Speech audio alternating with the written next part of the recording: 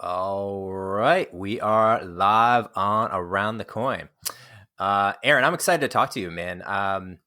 Before I even give your background, I'll just say briefly, Promethium and Aaron Kaplan. Do you want to give me just a take on where you're coming from and what you're working on, just to set the stage? Sure. Thank you for the opportunity to be on, Mike. I guess the easiest way to describe Prometheum is it's a public market, a public capital market infrastructure built on top of a blockchain.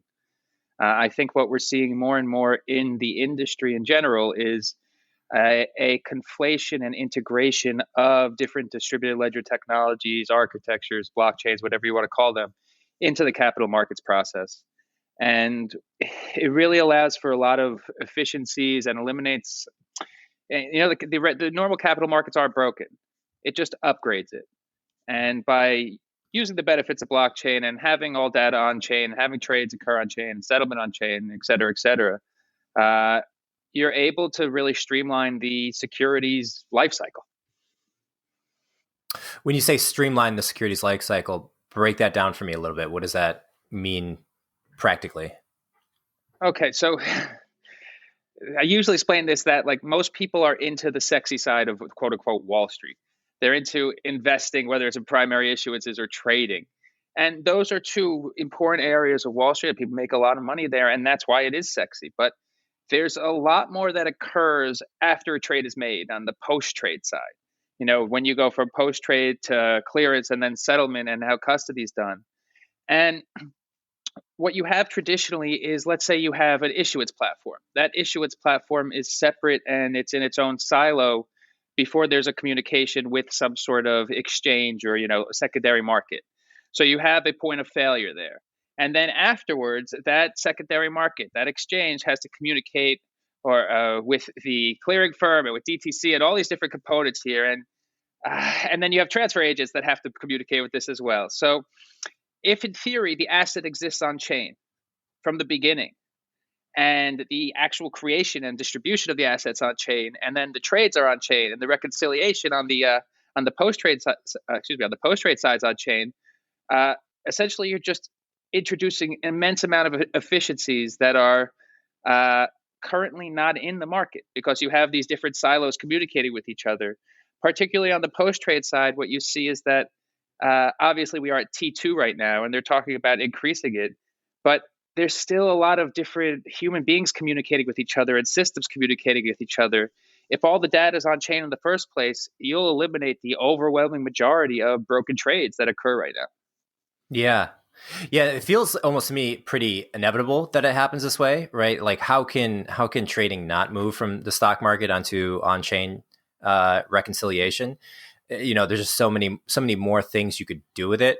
I remember listening to Naval talk about this in the early days, maybe like 2017 or so, and he was like, everything that Wall Street does is going to be moved into code. So instead of having traders who are, I remember going on the Wall Street, like on the Wall Street floor when I was a kid, maybe like 22 years old. My uncle took me there, and there's people there who are at the time they were using tablets, but they're really like people that are making trades because of information that they have, and it's all handled in the central stock market. So being close to where the trading is happening is an advantage. That was kind of the first.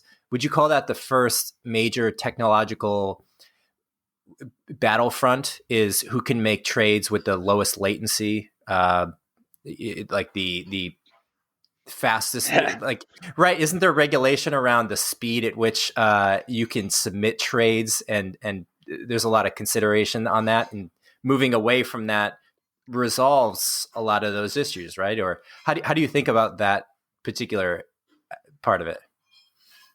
So your reference of the New York Stock Exchange specialists with their jackets and like their tablets, that's the old school days of things. And I would say that like the first major, it's not a revolution, but major event to occur in this capacity was the move from uh, physical certificates to, an electronic market system.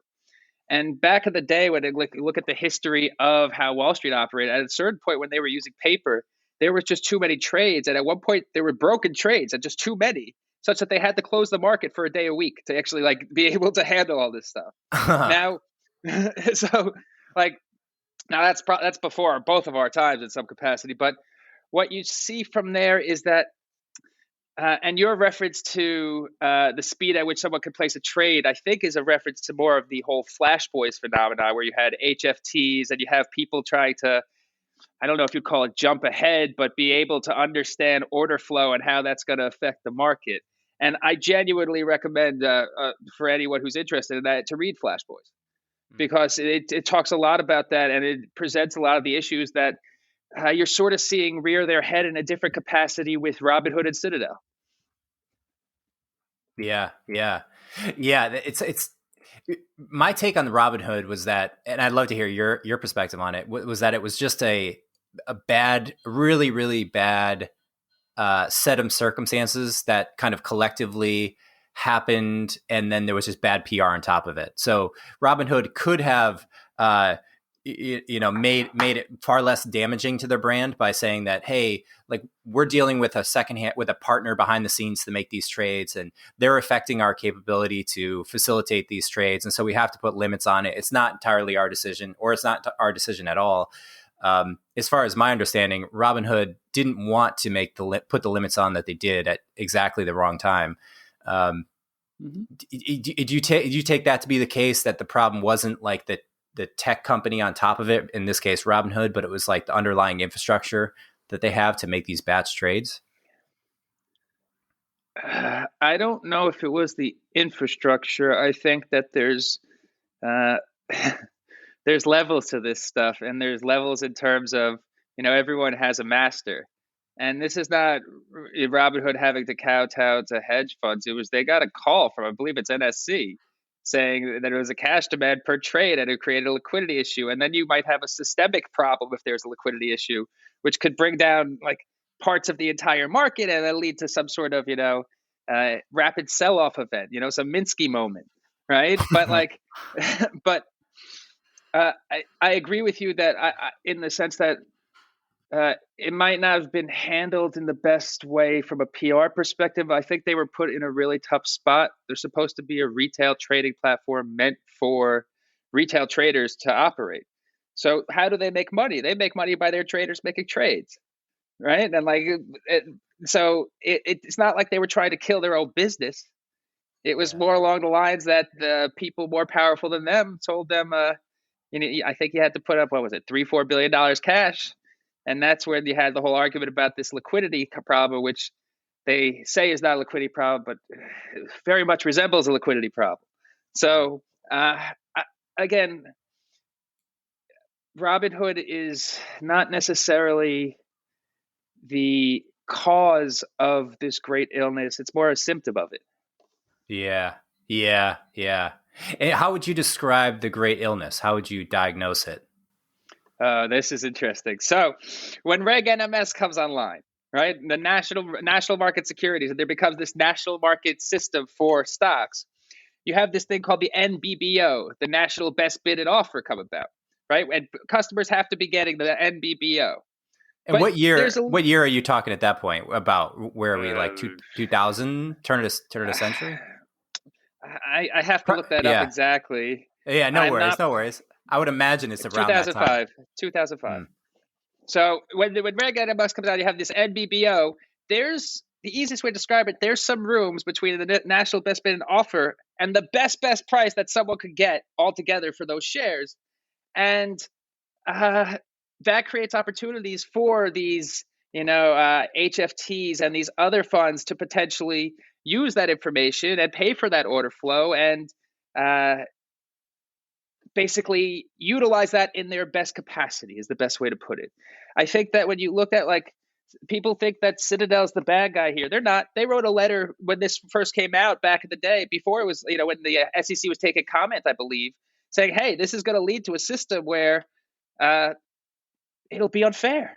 And then afterwards, when the rules implemented, what are they supposed to do? Like, your business. I understand, like, that's their world. It's not that you take advantage of it. It's that you implement a business based on the rules. Wait for a second. What is the rule that makes them look like the bad guy? essentially you have to be giving your customers on the national market system the national best bid and offer. So the on the sales side, it's, let's say it's the national bid is 36.75, and then it's on the buy excuse me on the buy side 36.75, on the sell side it's 36.70. So that's your spread between the bid and the offer, and that's what you have to give. And it creates an opportunity for there to be different activities where players can sort of, it's not interject themselves, but sit in a place in between that NBBO and the actual best price or best execution that's going on there. Mm. So you have this area, and that the whole concept there is then you have funds and HFTs being able to quote unquote trade ahead, which is not the right term because that's sort of implicates securities violations. But I would say it's used that data to be able to make money. Is the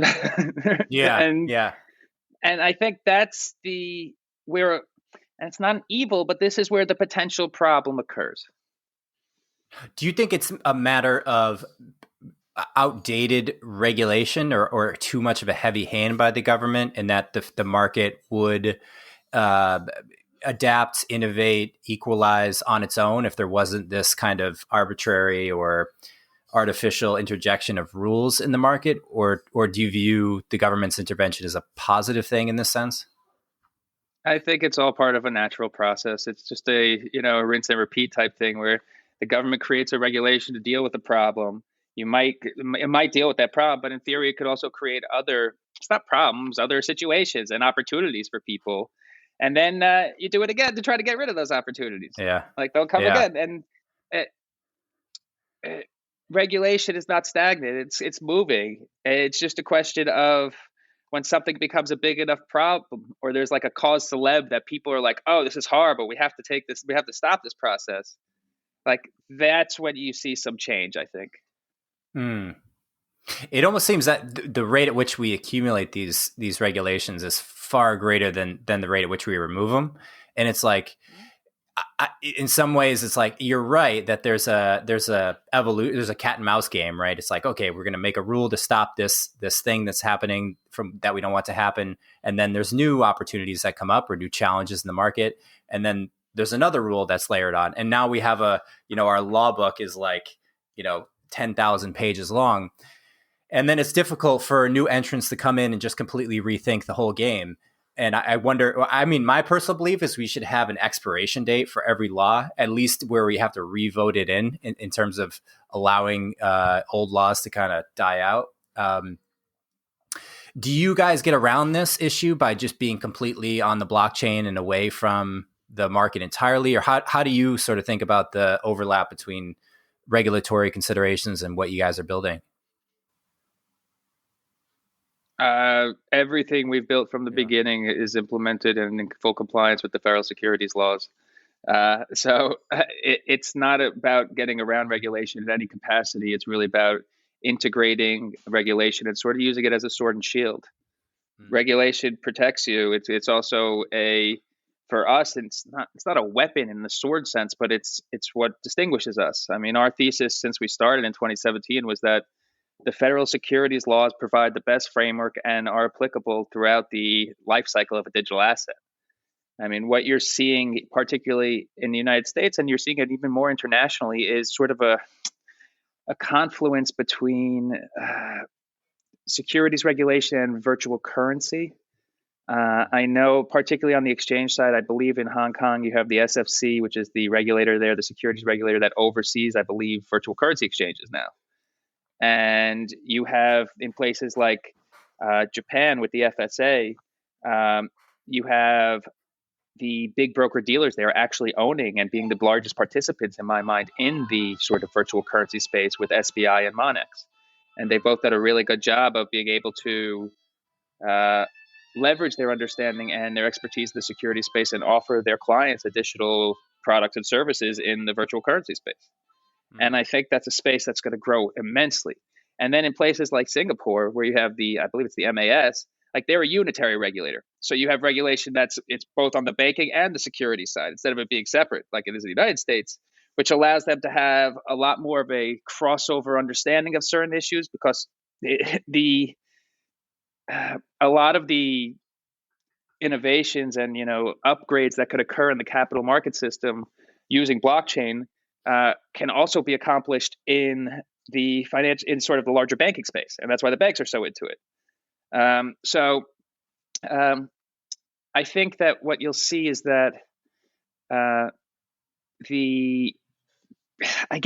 this whole combination where the securities laws really provide a proven and trial a tested framework for different virtual currency activities will continue. I mean, we have a space in the DeFi universe, and I looked at the stats the other day. It's bananas. It went from something like in January 2020, maybe there was $1 billion in all DeFi contracts, and now it's 90.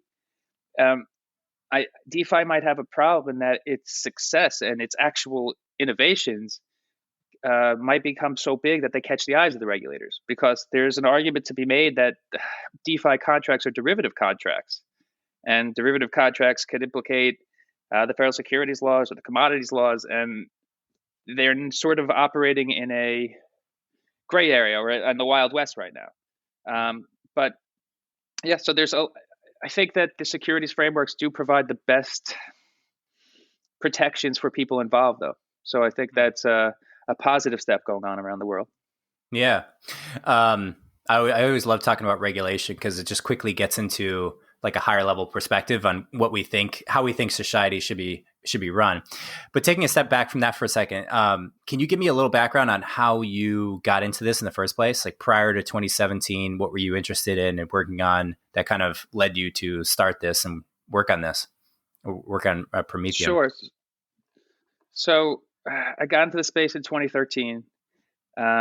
And we always wanted to try to build a framework that was protected investors for the virtual currency space initially. So what we did in beginning of 2013, and then we submitted in 2014, we submitted a no action letter to the SEC, myself at our law firm. I'm a securities attorney by background. So submitted a no action letter to the SEC, which basically asked them to allow us to conduct virtual currency transactions through an ATS at a brokerage account.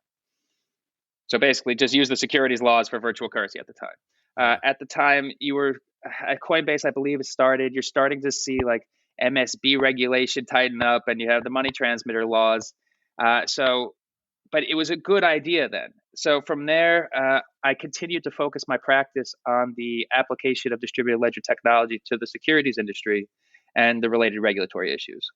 And from there, we participated, myself and actually our CTO, it's where we met at a Harvard and MIT legal token framework conference, which was one of the first coming out of that. They try to come out with a policy paper and stuff like that, which was actually a decent framework at the time. When after that, myself and our CTO as well started a consumer digital asset company. So this is before NFTs. This is like, and this market, the NFT market, it totally makes sense to me why it's so big and why and like the uses of it. But the issue then is that everything was sort of on top of either the Bitcoin or the Ethereum blockchains, and the transaction cost attendant to that, particularly on to run the data on the chain, particularly at that time, got really expensive in the sense that you couldn't really do it for a digital asset under a certain dollar value, let's say $10, whatever the number is, because the transaction costs get too high. So then just continued to focus on the space. We always thought that digital assets were securities. It was just our whole thesis all along.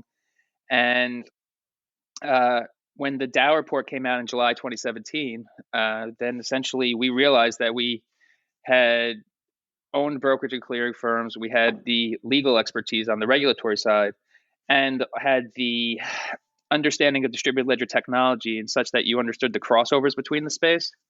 How does distributed ledger technology really affect the securities industries? How are financial services able to leverage distributed ledger technology? And what are you really implementing and doing that makes sense there? And then we started Promethium because we realized you could do all the securities activities on chain. At the time, you never realize how big of a monster project you start. And I think that's, I don't know, I can only speak for myself, but like, I think a lot of founders feel like that in some capacity. But we kept our head down and we kept it moving. And essentially what happened since there is I think that a lot of the stuff going on in the industry has moved more towards where we are, in that viewing all these activities as related to or implicating the securities laws. And from there, we started our whole business, which is, an introducing broker dealer, which is a means of, a creation of digital asset or raising capital for digital asset, a secondary trading platform, which is an alternative trading system, but a public one, not a private share market, so everyone can participate. And then the mechanisms for post-trade clearance, settlement, and then finally custody, which obviously we have a partner with on the back end. Mm-hmm, mm-hmm. I'm curious, when you mentioned earlier, you had the brokerages. In what capacity do you have brokerages? Or we didn't have the brokerages. We had owned brokerage firms. We had owned brokerage and clearing firms. And if you needed to understand it's a highly regulated activity to own a brokerage firm. The actual processes involved require a lot of compliance work. So it's very hard, I would think, for someone who's a pure engineer to come out and say, okay, we're going to do all this, and they can build the best product ever. But they might not realize that their smart contract implicates a federal securities law, and now basically you're in violation of the securities laws. And with a lot of the securities laws, there's almost a strict liability concept, in the sense that if you do something, it's not a question of your intent. So it doesn't matter what your mindset is. You don't have to have malice or be negligent. It's just if it happens, you've committed a violation. So that the advantages of having experience in the brokerage space were very useful there. I think that the most where we've learned along the lines and where we really, I would say, distinguish ourselves is beyond doing everything on chain. The reconciliation process and the settlement process is really where I think a lot of advantages are from the implementation and integration of distributed ledgers into the capital market process. And what you've had historically is you just have all these technologies piled on top of each other. You have different systems talking to each other, and you have a lot of human beings involved. So it just leads to, it's why we have T+2. They could probably do it quicker, but it's one of the reasons we have at least the broken trades. And if you did everything on chain and were able to do reconciliation and settlement with the smart contract, in theory, you really shouldn't have that many broken trades. I want to say you shouldn't have any, right? But because it's all automated, but there's always fringe cases. And what you're able to do then, particularly if you also have cash on chain, meaning you're using stable coins, the settlement could be instantaneous. It's not, why do you have to wait? Yeah. And also 24/7, 365, right? You don't have to wait for weekends and bank holidays and everything else. That's in theory what everyone would love to do, but it really comes down to what the regulators will allow you to do. Because sometimes, particularly with newer markets and newer technologies, they like to move a little slower, which I totally understand. And you don't want to be in a market where, by 1 o'clock or there's some time frame in a weird time at night when the market's really thin and someone cannot come on and, pull some funny business there. I think the other day, what was it? I read something that on Binance, there was a major trade done in the middle of the night and knocked down the price on a contract for a DOT to 2 cents. Yeah. You can't have that stuff happen, really, particularly when you're hyper regulated and operating in the United States. Yeah, it's so true. I ran. I'm not involved in day to day now, but a company called Redeem, which is a really Bitcoin to gift card trading platform. Now there's other assets on there, and we started out with a 4-hour window a day because we were just so, it was myself and a co-founder building it, and we had one part-time engineer, and so we're making trades they have to not, you don't have room for people to come in and do funny business. So I get that mentality. It does feel like it's going to move in that direction as we become more confident in the structure of things and regulators become more confident. I'm even curious now why. How come I can't send an ACH transfer on the weekends or bank holidays? Is that, somebody literally in the bank signing off on this transfer in many cases, or they just have banking hours? Yeah, it is. Yeah. I think it's a physical process. I think, and there's certain things that if you send a wire from here to parts of Europe, if you catch a time frame where the U.S. banks are open and the European banks are open, that it goes same day. But if you miss that like hour and a half window, it takes 3 days. Yeah, yeah, It's really interesting. Yeah, yeah, yeah. That's true. There's the company TransferWise we talked to that's doing some pretty interesting things with the traditional banking rails. But I want to ask, what's the when you build this, what's your target customer initially, and how do you think about your customer over time?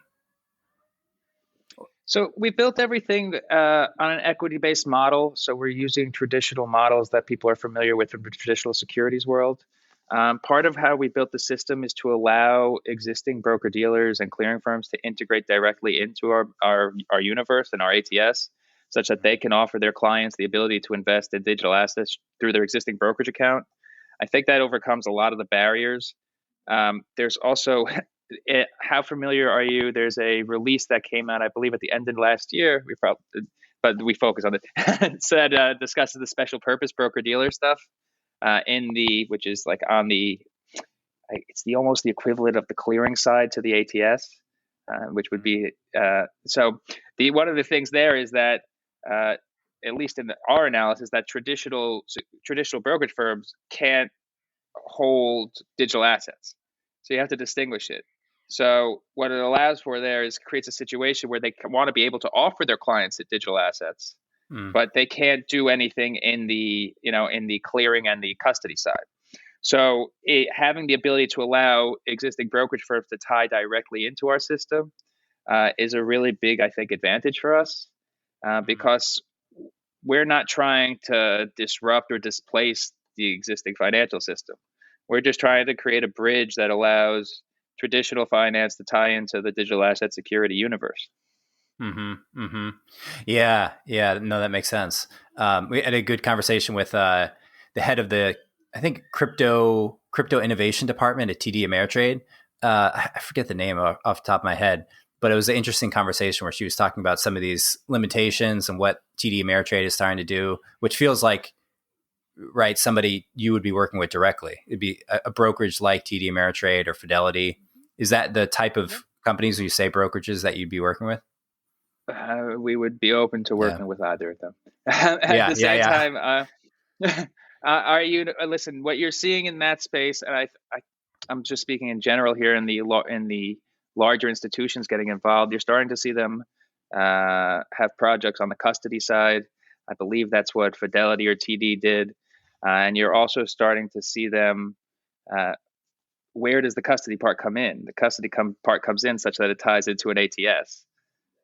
We're creating an ATS. So like in theory, like there could be a relationship there. But what I think is more important is the larger idea of these major institutions getting involved and feeling more comfortable with this, and finally starting to see that what we've always believed, that the implementation of blockchains, which isn't my favorite term to use there, but distributed ledger technologies and architectures into the capital markets makes sense. And they didn't, from a larger institution standpoint, you don't have to be involved early. I mean, I think it's harder to really innovate at a large institution because you're focused on your existing revenue streams. You're focused on your P&L. It's a different mindset than when you're trying to create something that, might not have revenues for a couple of years. Totally. And it's also, so I think that what you'll see there is the larger institutions start to make plays in the space, make bets. I mean, bets is not the right word. We saw PayPal, I think they announced some sort of relationship with Curve. And you're starting to see these larger institutions get involved. And I think by Q3, Q4, you'll see some interesting and, bigger relationships in the space. Yeah. It feels like a marriage that just has to happen, right? It's sort of inevitable that they either come together or they slam together, which the slamming would be, more or less like there's a war, right? Where one side, I could almost picture the temptation of folks in the crypto space is to say, screw the banking system, let's completely flip the table and start anew. And then you start to, effectively go head to head with, like the existing banking system's ability to lobby or affect regulation that could really hurt the crypto world. And I think that's a lose-lose for everybody, because then if that were to happen, then effectively the America would be behind. I mean, we'd be kind of, if we have regulation that negatively impacts the ability for us as technologists to build and people to use the products that we offer, then people are going to do it in other countries. So there's going to be, whether it's Singapore or Estonia or any other country with smart people and forward-looking governments, like they're just going to take it and run with it and be the Silicon Valley of crypto. So yeah, I think the stuff that you're doing is so important, right? Just like coming from the attorney and the legal side of things and merging the worlds of that and the technologists is like, you're just such an important bridge between those worlds. How do you think about the role that America plays in this? On one sense, we're completely just one player among other players in countries, but the fact that we have the US dollar, which is the world's dominant currency today, so many countries look to America for securities laws and rules and just general philosophies on things. I'm curious if you have any takes on that, on how you see that landscape in terms of like, yeah, go for it. No, I get it. In regards to the U.S. capital markets, I think historically and through the present, the U.S. capital markets are arguably the most vibrant and reputable in a lot of capacities. And we have systems in place to ensure investor protections, fair and orderly markets, segregation of customers' funds and securities from that of the institutions under the customer protection rule. We have a lot of systems in place. I think all those systems make sense for what's going on with the integration of distributed ledger technology here into the capital markets. I think that people are aware, particularly at the government level now and the higher government level, that it's almost a matter of national security.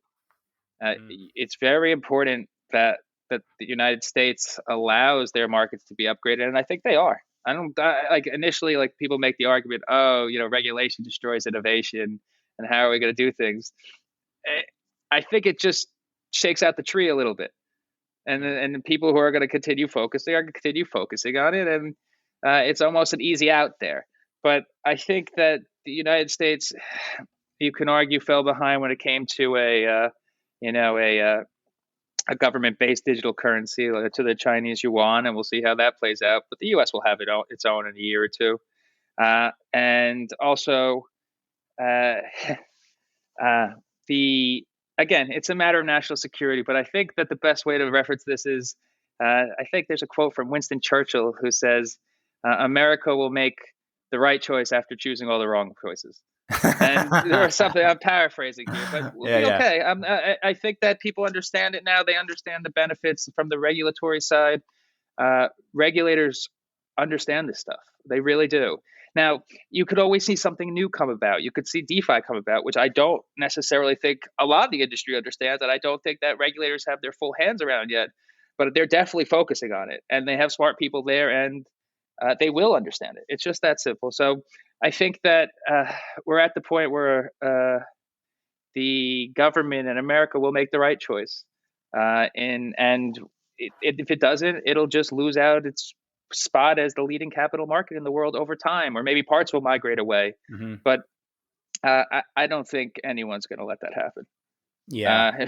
Yeah. The nice thing about making the wrong choice is that when you leave the wrong choice in place long enough, it becomes so obvious. And then the nice thing about America is like, we're kind of just the government reflects what we, the people, ultimately believe, whether politicians pick that up directly from contacting them or through Twitter or through whatever. But when we make the wrong decision, it becomes obvious, and then we kind of change. Like something in California doesn't seem like it's operating ideally, and people seem to leave. And then I think people pick up on that people are leaving, and then things change. So we got to remix it a little bit. What do you think is your challenge, your biggest challenge at this point? You guys have the product up. Like, give me a quick recap as to where you guys are in terms of people working on the project, how much money you guys have raised, what you're currently focused on, and yeah, let's start there. Yeah, so we've raised 27 plus to date, 27 million plus. Our initial investor was a company called Wangshan slash Hashkey out of Shanghai.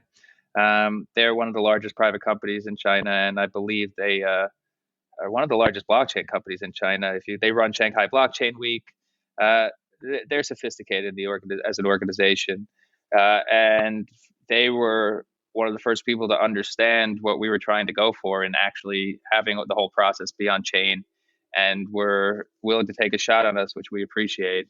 From there, we raised another 15 plus internationally, mainly from Japan for Japanese investors. And then right now, we are in the process of a Reg A Plus offering that's not yet qualified, but we anticipate will be qualified shortly for the raise. The raise is a range, but somewhere between 35 to $45 million.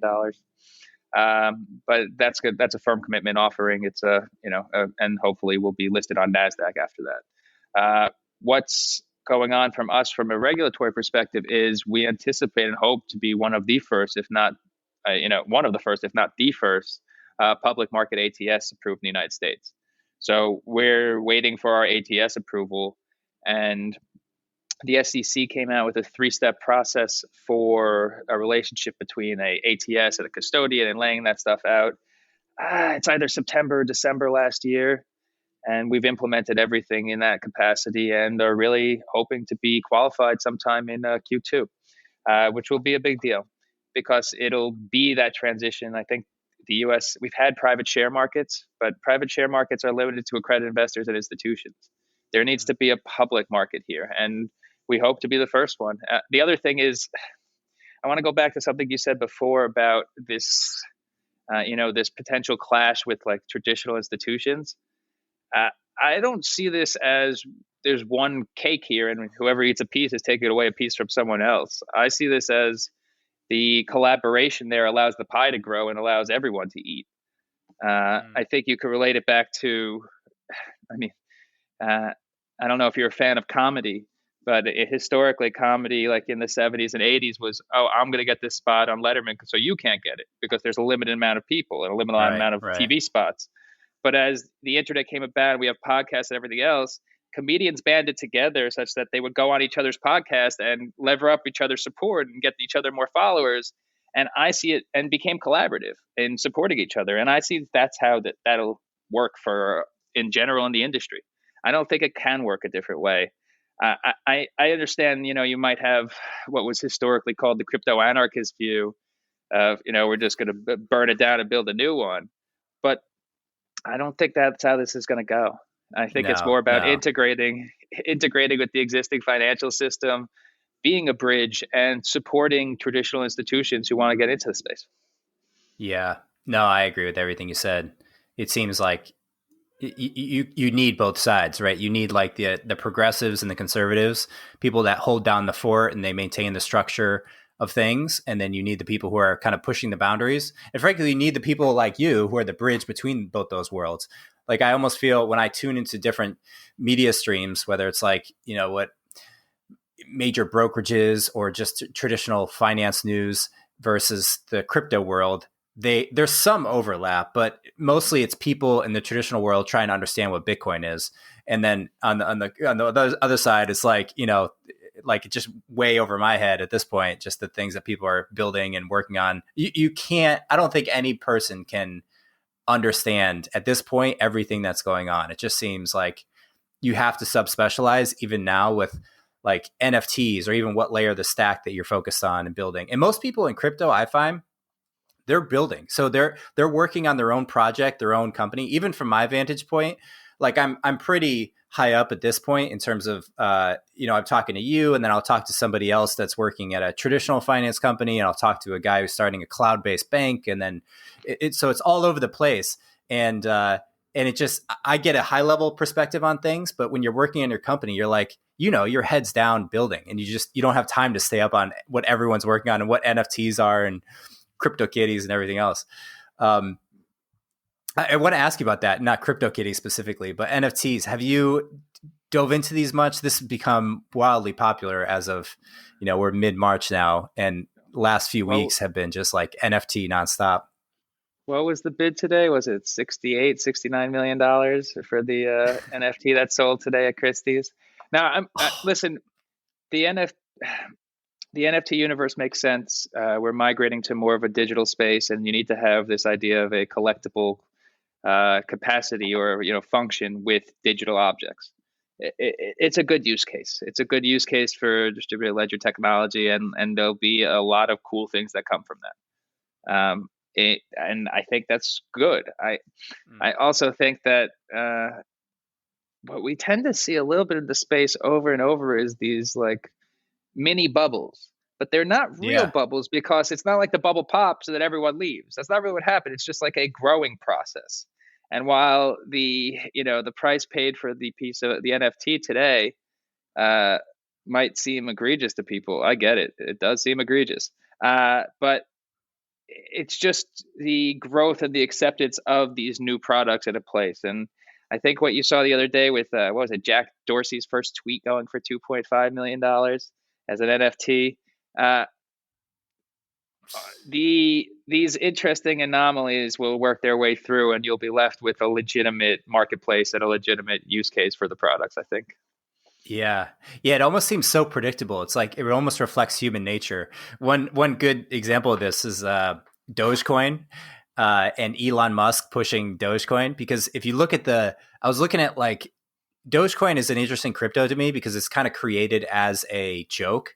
And it's almost like, it was almost created because everything else was so, it's the only one that's really as a meme almost. And that one in particular, it seems to shoot up, it'll like rocket up, and then it'll kind of trickle down until something happens, and then it rockets up again, and then trickles down. But every time it trickles down, it doesn't trickle down to the original, base level. It trickles down like a third of where it originally was, and it's like it seems to be the case even from a macro standpoint of like, the whole market of crypto where it shot up in 2018. And Paris Hilton was buying Bitcoin, and then it quiets down and people forget about it. I don't know. It seems to be, I guess, the way we think about things, where it's just extremely topical, and then we kind of slowly forget and move on. When it comes to some of these tokens that have prices in the cents, I think people should relate back to penny stocks and some of the interesting things people do. Interesting, potentially malicious things people do when it comes to penny stocks and illiquid stocks. I think that you might see those jump ups and fall downs that might be indicative of some sort of, what do I want to say here? Some sort of what would historically be called a pump and dump. And I think it's sort of interesting to see the SEC potentially saying they're going to look at what Elon Musk has been doing with Dogecoin, because that's interesting in a lot of different ways. One is Doge is a security. I don't think Doge is a security, but they do have the authority to go after him, I think. So the potential implications there are interesting, because there is a certain degree of funny business that might go on in certain parts of the crypto world. And, if news comes out about an illiquid, very low priced crypto, and all of a sudden you have a bunch of people buying, generally the people who are dumping into that are part of the whole pump component. Yeah. Yeah. And why is that wrong? It's wrong because you go into this, this practice or this situation, if you're a pump and dumper, with the understanding that you're just trying to deceive other people. You're trying to make it look like something that it's not. We're going to pump up the stock all together, and then it looks like something's really happening. We attract people, and then we all run out the building and sell it. And like it's a trick, right? And we don't like tricks, and that's especially in finance when it's small groups of people get together. It's not a trick. Would you call pump and dump market manipulation? It's market manipulation. It's a deceptive trading practice, essentially. If it involves securities, like it's like again, there's nothing new under the sun. And look what has happened in the history of penny stocks and illiquid shares. And I think that, and who knows what the regulators are thinking, but they're probably having some sort of deja vu there. Yeah. Yeah. Yeah. Yeah. So tell me more about you for a minute. You're in New York. You wanted to be a lawyer when you were a kid. You got your law degree. Tell me the story, how you kind of got into this a little bit earlier than that. Did you always have an interest in technology, or was law your I always path? like, uh, I am an attorney by trade, and I did work in financial services, but I was always more interested in creating our own products, creating our own systems. At first, that was very difficult because when you don't come from a technological or an engineering background, uh, certain things seem like they're these giant tasks or giant achievements, but they're just normal for an engineer. So, so uh, you learn sometimes the hard way, and you learn more from failure than from success. And uh, I had always been in when I was young. I was into the stock market and different markets, concepts, and trading concepts, and entrepreneurial type stuff. And I went to law school because I always knew I was going to be a securities attorney. It's what my family does. It's my family's law firm. We were actually incubated out of the law firm. And one of the things you need to understand is that what's the biggest cost of starting our business? Now, there's certain like flesh costs, there's certain costs of, ongoing costs, but the biggest cost is legal. The $5 to $10 million in like legal costs that you're just going to like go into the project. That's just going to be a cost there. And I think that sort of makes it unattractive to a lot of people who didn't have that resource and that weren't in that position. So that's why when the Dow report came out, and I realized we had that resource and it would be hard for other people to do that. That's why we started it, and it's been very helpful to have the support of a established securities law firm. Obviously, sometimes you see people doing corporate law and they say it's securities law, but securities law is dealing with FINRA, dealing with the SEC, creating broker dealers, clearing firms, the issues there, and how they interact with ATSs. And we had real molecular expertise there, I would say. So it was really almost a natural coming together of all these different factors that allowed us to create the company and to basically hopefully achieve great success. That's cool, man. And do you do comedy on the side? No. Oh, the way you said it earlier. Maybe No. you think you might. You seem like a No, funny guy. that's a good question. No, I don't do comedy. I think that people who speak publicly, and as I have to do sometimes for work, it's like you can learn a lot from comedy, because instead of seeing it as you delivering a message, I think it's important that you sort of have fun with it and feel comfortable up there and not be too serious. I mean, obviously, what we do is very serious and highly regulated and very complicated. But and also relating back to what you said before is most people think it involves Bitcoin. Like I've said the Ethereum homestead doc to 50 people. Now, if they read it or not, that's up to them. But like that gives you the basis to really understand what's going on here. So by sort of having a bit of a levity associated with it, I think you're able to sort of enjoy it a bit more and make it through in some capacity. Yeah, I agree.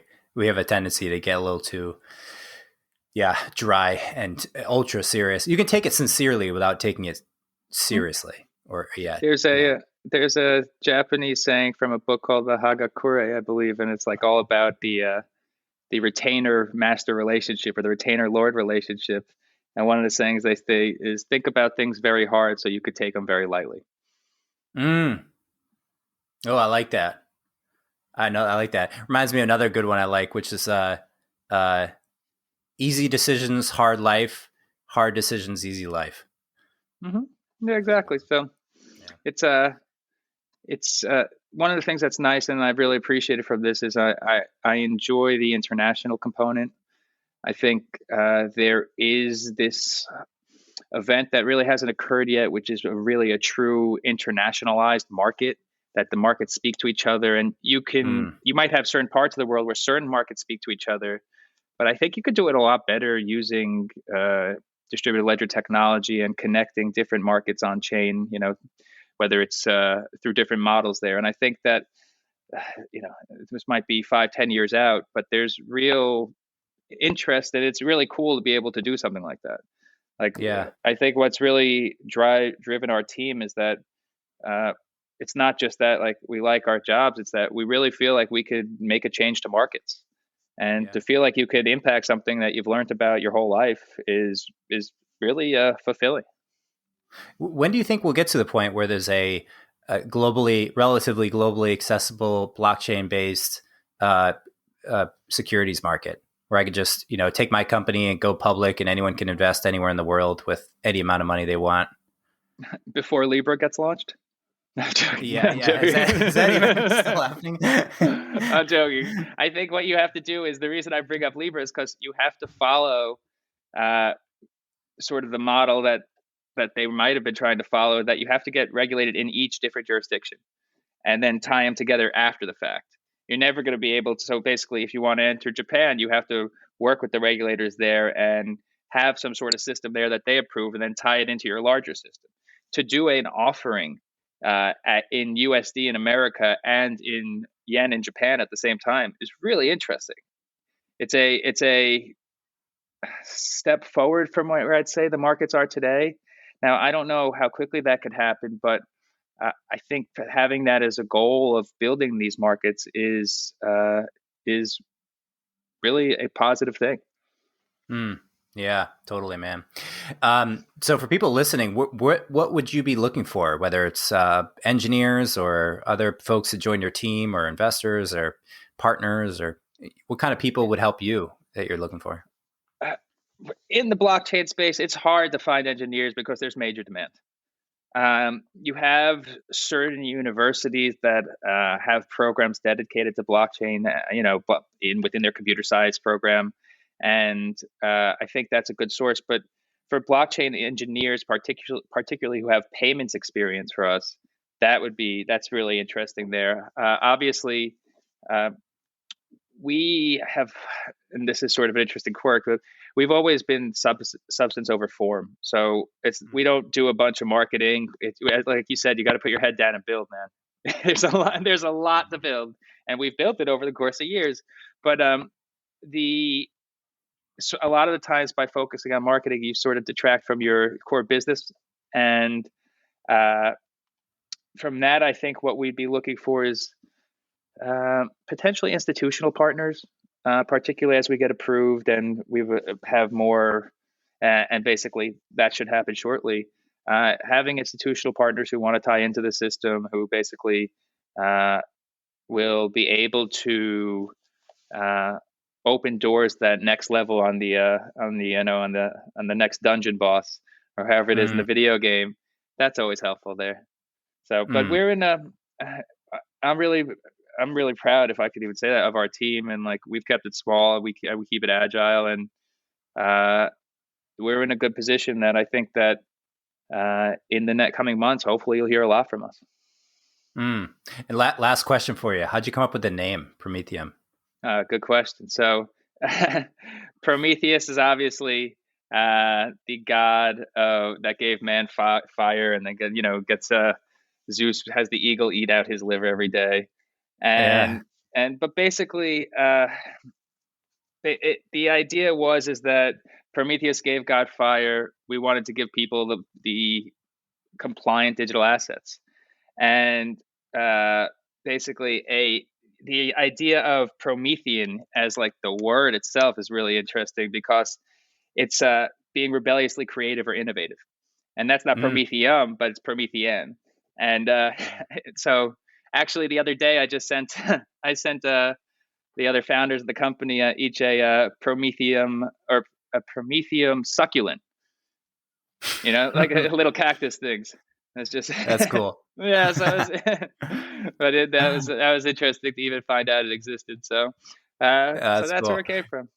That's some good opportunity there for some cool merch, like a T-shirt with some fire-breathing dragon on there, or with a succulent on it. Yeah, with the succulent, even better. kind of reminds me, Kraken has a similar, I listened to an interview with the founder of Kraken, and he's like, it was in my college dorm room. I was coming up with cool names, and it kind of sounded like a dragon name. So I bought the domain and we just ran with it. I was like, oh, that's pretty cool. I think people focus really hard on like the perfect name or the perfect logo, but that's window dressing. Like, yes. Yeah. You run with it and make it what you have. Mm-hmm. Exactly.